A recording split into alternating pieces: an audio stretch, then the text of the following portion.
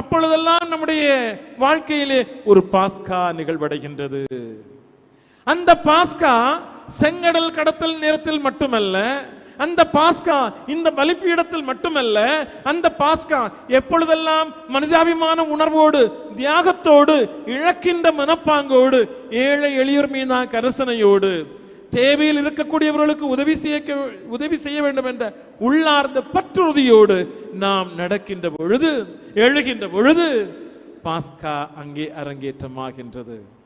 எனக்கு பிரியமானவர்களே, மரியா வீட்டிலிருந்து கடந்து சென்றார். சொல்லி அனுப்புனா போலாம். எலிசபெத்து சொல்லி அனுப்புனா போலாம். நான் இளநங்கை, எப்படி போகிறது என்றிருக்கவில்லை. மரியா தயங்கி அப்படி இருக்கவில்லை. எப்படி இவ்வளவு தூரம் நாம் கடந்து செல்வது? அவர்கள் ஏறக்குறைய இங்கிருந்து 90 மைல்களுக்கு அப்பால் இருக்கிறார்கள்.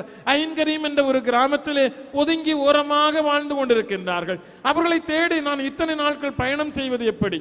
போகிற பாதையிலே நிறைய திருடர்கள் உண்டு. அவர்களிடமிருந்து எப்படி தப்பிப்பது? சாப்பாடுக்கு எப்படி? தூக்கம் எப்படி? உறங்குவது எப்படி? ஒரு இளநங்கை, இவ்வளவு தூரத்திற்கு நான் எப்படி கடந்து செல்வேன் என்று அவர்கள் வாளா இருக்கவில்லை. ஒருவேளை நான் அப்படி போன